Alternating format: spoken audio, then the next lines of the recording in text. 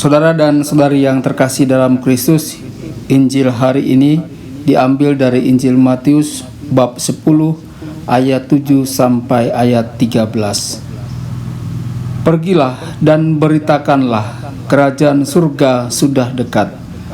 Sembuhkanlah orang sakit, bangkitkanlah orang mati, tahirkanlah orang kusta, usirlah setan-setan.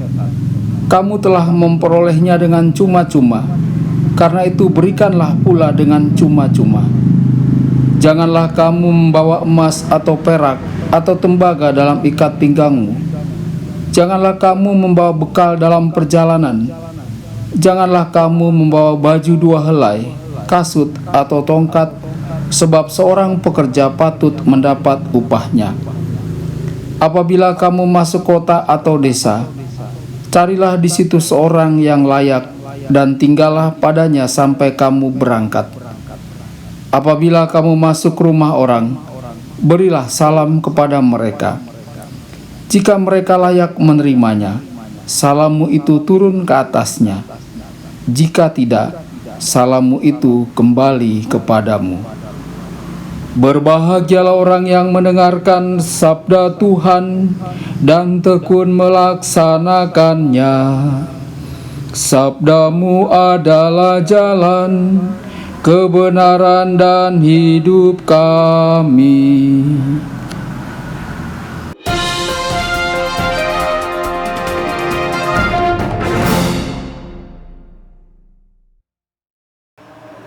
Saudara dan saudari terkasih dimanapun Anda berada, jumpa lagi dengan saya Romo Tedens dalam Warta Kabar Sukacita. Semoga Anda semua tetap dalam keadaan sehat dan berbahagia. Baru saja kita mendengarkan Injil hari ini dari Injil Matius bab 10 ayat 7 sampai ayat 13.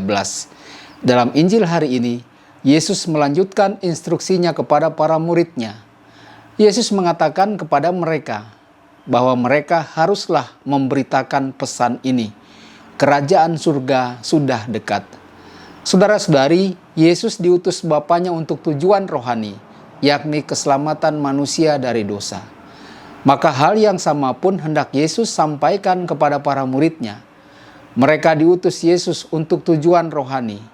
Sembuhkan orang sakit, bangkitkan orang mati, tahirkan orang kusta, usirlah setan-setan. Apa yang kelak dilakukan para murid Yesus ini bukan hanya bertujuan kesembuhan secara fisik, tetapi juga kesembuhan secara rohani. Dengan sembuh secara fisik, orang dihantar untuk sampai beriman kepada Tuhan yang mencintai mereka. Karena itu harapannya orang mau beriman kepada Tuhan setelah mengalami kasih karunia Tuhan melalui para muridnya. Saudara dan saudari terkasih, Yesus juga menginstruksikan para muridnya untuk jangan menunda-nunda dalam melakukan tugas-tugas tersebut yang berasal dari kehendak Tuhan. Menunda karena alasan belum ada fasilitas duniawi yang mesti ada, bukanlah yang dikehendaki Yesus.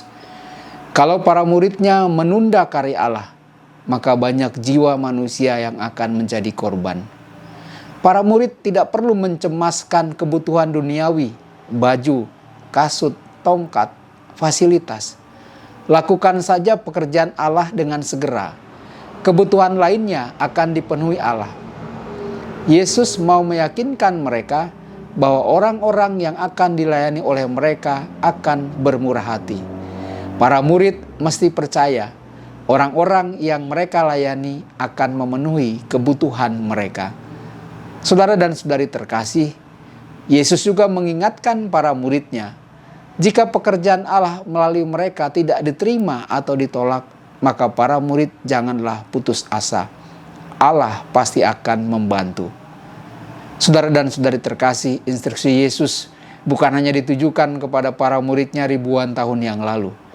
Instruksi Yesus ini juga ditujukan kepada kita saat ini. Yesus memberikan rahmat berlimpah setiap hari kepada kita. Yesus memanggil kita untuk membagikan rahmat yang kita terima darinya kepada sesama kita.